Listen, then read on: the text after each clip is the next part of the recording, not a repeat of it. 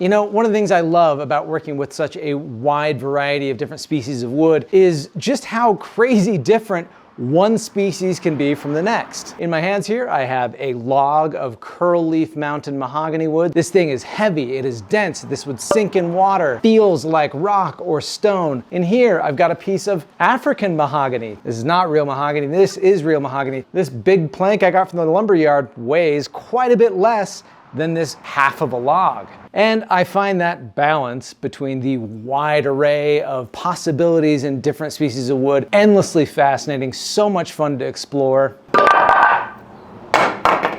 that it's got me thrilled for this particular project. You see, for reasons, I've decided I want to make a baby mobile. Been looking at a lot of different types and styles and found myself really drawn to these mid-century Calder-inspired mobiles. And I thought, hey, with mobiles, it's all about balance and contrast. Balancing the weight of two different materials and also the contrast and color of those materials as well. And so why don't we together dive deep into the pile, as well as the shelf of chaos, and grab a bunch of different species of wood of varying weights and colors, and see if I can't figure out how to build a baby mobile. Let's get to it. What's in that pile? Okay, so the game plan here is to first grab a handful of different logs and or planks from the pile and shelf respectively, again, primarily focusing on variety. Each piece on the mobile will be from a different species of wood, so variety in color, density, grain, and all that is ideal. I loaded the logs up in my truck and ran over to my parents' house real quick because my dad's bandsaw is much more well equipped for milling some of these larger logs than mine is. Might finally just have to spring for a new bandsaw before too long. I've really outgrown my cheap little one. Anyway, I ran some really interesting looking logs through there, and we ended up with some lovely hand-milled planks that are ready to join the existing pile of planks, either from local lumber yards or some really cool pieces of wood that were sent to me by some awesome viewers. So next up was to sketch some shapes on each piece of wood. I just free-handed this, again going for some clean mid-century modern style shapes for the most part, but for some of the species of wood I thought it might also be fun to cut them into the shapes of the leaves of the tree that the wood came from. Like this piece of quaking aspen wood milled from a log that I salvaged from an avalanche debris field. Other leaf shapes I went with were classics like an oak leaf for this piece of white oak wood and a maple leaf for this lovely piece of curly maple. But otherwise, yeah, just cutting through these different shapes with some of the different species of wood. I really am excited about this absolutely stunning piece of Oregon myrtle wood that was kindly sent to me by a viewer named Mark Villers. But yeah, just a bunch of different species of varying colors and grain patterns that I'm going to be cutting through here. Lots of fun different shapes. We'll get into the different species here in a little bit, but if you want to play a fun game at home, start taking a close look and seeing if you can identify each one as I'm working on them. Where did I put the scale? Oh, it's right there.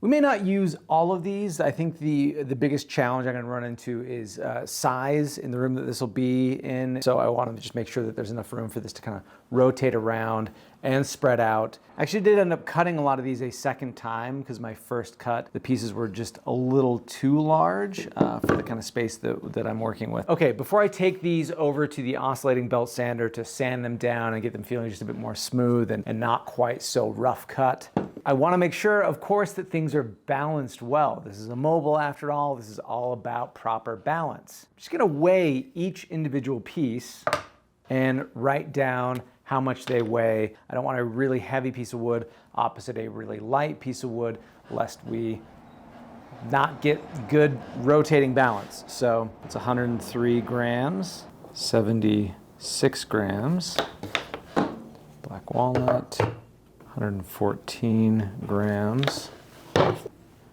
white oak, 51 grams, aspen, Oregon myrtle, Douglas fir. Okay, so we've weighed each piece, we've got that all marked down, but the fun thing about this is they don't need to weigh the exact same. If one of these is far heavier than the other, we just change that center of balance and get it to balance evenly. With that being said, I'm not a mathematician, and this is my first time I've ever made anything like this, so it will be helpful to get them so they're not wildly different from one another. Got a bunch of chickadees on my spruce tree outside, and I wish they could give me some advice here. Okay, this one, maybe this one, you, And you, from you comes these two. From you comes, yeah. I think we've got the makings of something pretty cool here. We'll find out. So I'm gonna take these one by one over to the benchtop sander, shape them down, get these rough edges cleaned up. And then I think we can get to putting together the wires. So let's get to it. I'm here at the benchtop sander with a good coarse sandpaper belt to help quickly shape these pieces. I'm mostly looking at just knocking down the edges and fine-tuning the shapes, adding some angles, and smoothing as best I can. As you'll see, this is truly just step one of a long sanding and shaping process, but really helpful for the big bulk removal stuff. And as I'm doing this, I'm realizing how out of depth I'm feeling on this project right now. Like trying to figure out how much sawdust I consume before it's a problem, or which parts of trees might taste good as ice cream, that's child's play. But this project is starting to feel suspiciously close to math. Like I can just feel certain parts of my brain shutting down as I try to think about how I'm supposed to arrange each of these pieces in a balanced way. So I decided I'm just gonna do what I do best in situations like these. Dive in head first and hope I figure it out as I go along. Which means right now just focusing on getting these wood pieces shaped up and looking great, which is something I know how to do. Just being careful, watching the orientation of the grain and making sure I'm maintaining a good hold on each piece and not trying to grind off too much in any one pass. Also with the leaf shapes, I'm really just working down the broad sides a bit and leaving the fine tuning to the rotary tool later on. Okay, some time at the belt sander, and these are good and roughly shaped out. I want to do a little bit more smoothing, so just gonna use an orbital sander. This will help really get a lot more full coverage control than the oscillating belt sander. Get these smoothed up a bit more, and then we'll do our final weighing and assembly. So get the mask back on. I know you couldn't see me at the belt sander, but don't worry, I was wearing this at that one too.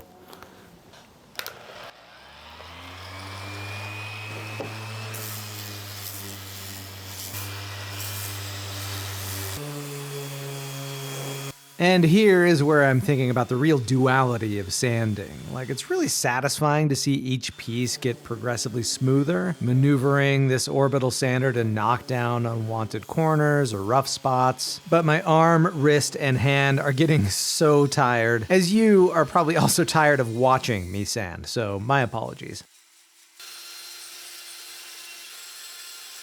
It has been 2 days of sanding. Benchtop sander, orbital sander, rotary tool, and last but not least, a little hand sanding. So Justin, why are you making a baby mobile? Is this for someone you know? Is this a gift for somebody? Is this because you are having a baby? Yeah, expecting a new addition around here, which really, really excited about. That is something that's happening around here, so if I seem a little busy or preoccupied in the coming months, that's why. Anyway, just gonna keep sanding. I've got a lot of sanding left to do. We're just at 220 grit right now. Once I'm done sanding, we'll grab this wire and start semi-assembling. So I'm hopeful that it'll start to come together pretty quickly after that. I want to take a quick break to thank the sponsor of today's video, Huckberry. Fall is right around the corner, and that is my personal favorite time of year for clothes. I mean, come on, it's jacket season. And Huckberry is the place to turn for a perfect autumnal wardrobe refresh. It's a one-stop online shop where you can find highly curated clothing and gear from high-quality brands. They also work with in-house brands like Proof, who make these double-knee work pants that I'm really loving right now. These things are rugged and durable, high quality, perfect for here in the shop or up in the mountains or a night around town. Same things can be said for this new classic chore jacket from Flint & Tinder. I love this thing. This is my new favorite lightweight jacket. These pockets galore make it great for here in the shop, but this is also great for date night. So yeah, love Huckberry. Always recommend it. I've been shopping there for years. Click on the link in the bio to shop or head over to huckberry.com. You can find clothing, gear, some really great articles and videos. I especially love their newsletter. I'm always finding great new fits in that thing. Again, link in the description to shop, and let's head over and finish that mobile.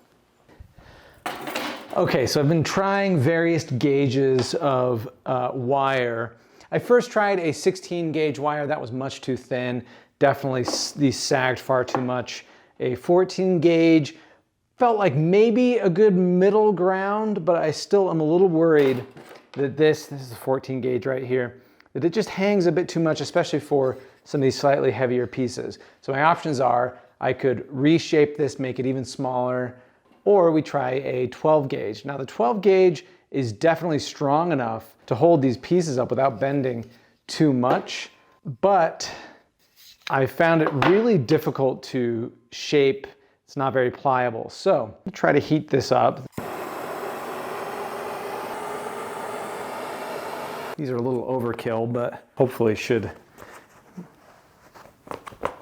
Okay, let's see if this makes this feel easier to bend. It does feel easier.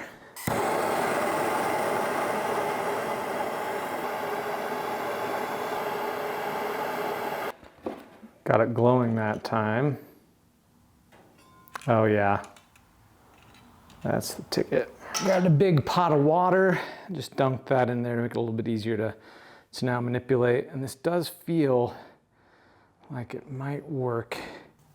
Okay.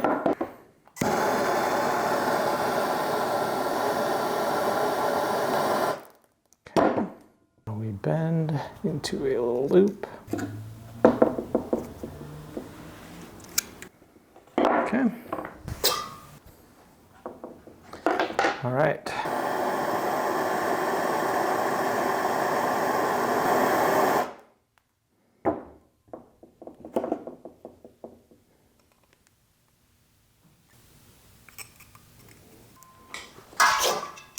So this will be our top piece. Boom.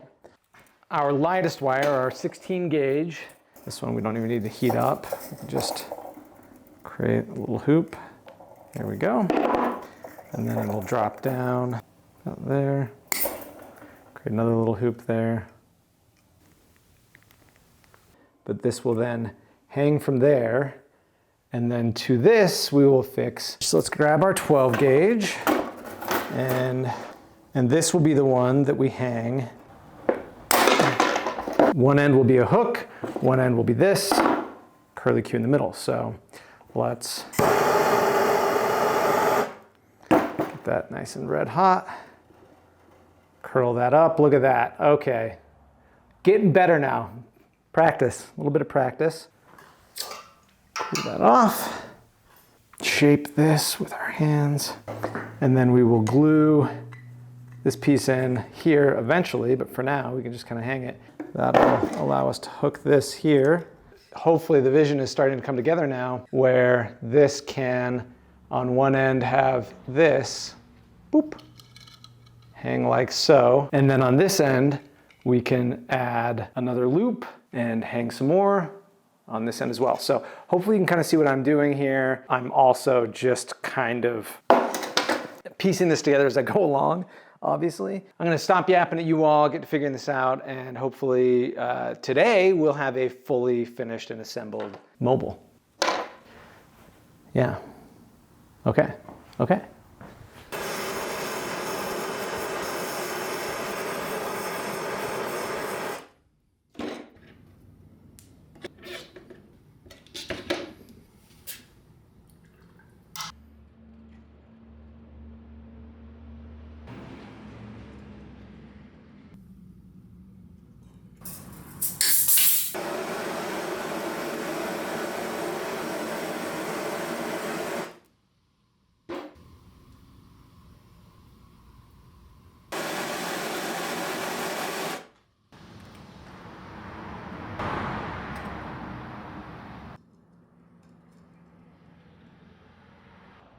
There was almost certainly a more elegant way to do this, but I found that trial and error was kind of the only way for me. I shaped and hung a couple of rows and then got to drilling holes and gluing hooks into each of the wood pieces. Once the pieces were all ready, I then slowly tested out different positions, hanging pieces, testing the balance, first in how the weight seemed to be distributed, but also how I liked the arrangement of the shapes and colors. If things felt off kilter, I tried moving some of the pieces around and also adjusting the length of some of the wires to shift the center of gravity. And eventually, it kinda seemed like I might actually have made a functioning, well-balanced mobile. So then it was just a matter of spray painting the wires black, since I thought that might look nicer. And now it's finally time to oil up each piece and tell you a little bit more about the wood that it's made from. And this first one has been quaking aspen, of course. I carved it to resemble those iconic fluttery leaves, and this salvaged piece of wood had some really nice spalting on it. Speaking of spalting, this circle piece is a gorgeous piece of spalted paper birch. Feels fitting that this one's also spalted, since the white-barked paper birch is often mistaken for the white-barked aspen. And next up, of course, is maple. I believe this is from a red maple, though I'm not entirely sure. This piece was sent to me by a viewer. Either way, it's got so much figure and curl, a beautiful piece here. Next to it, another leaf shape, this one white oak. This was a really finicky piece to sand down, but I'm pretty happy with it. White oaks are great trees. I love their leaf shapes and feel really happy to have it up on the final mobile.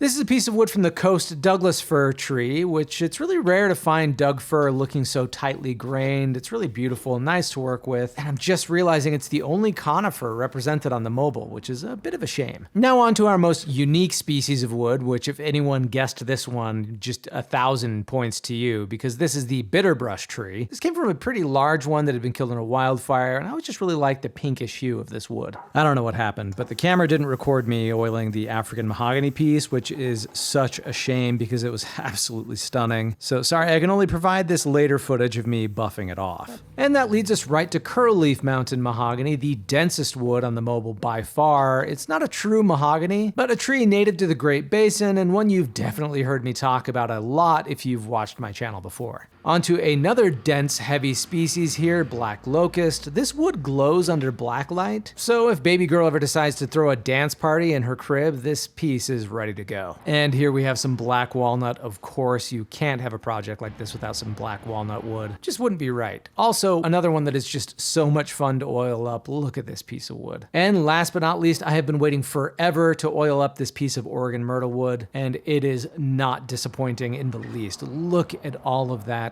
chatoyancy. This is also a fascinating tree worthy of its own full episode, which I can confidently guarantee it will get on this channel someday. And that's the last piece to be oiled. Hope you enjoyed this rapid fire info session, and definitely let me know if you guessed any of these correctly. All right, this has just been hanging up here in the garage temporarily overnight while the oil cures. So just got to take each piece off one by one and buff everything down.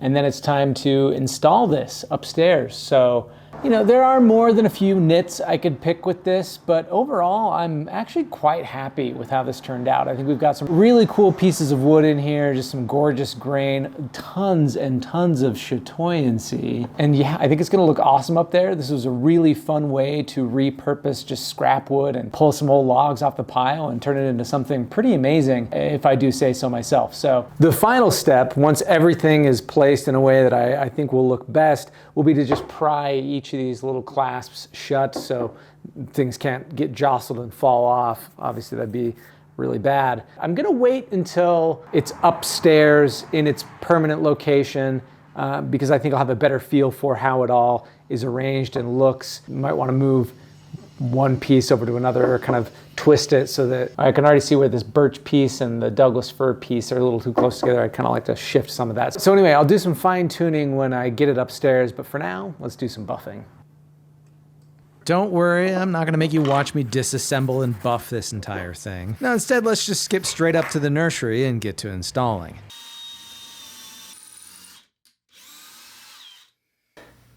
Screw this bad boy up in there. Hook is in there, good and sturdy, screwed out into a stud. Got some more wire here. I think this should give us enough clearance to bring in the whole mobile, so let's find out. Stay tuned.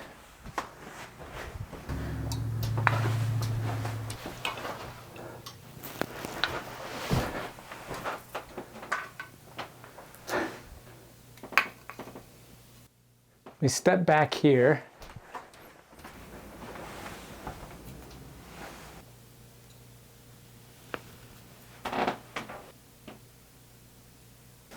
Give these, close each little hook just to make sure we're good and tight.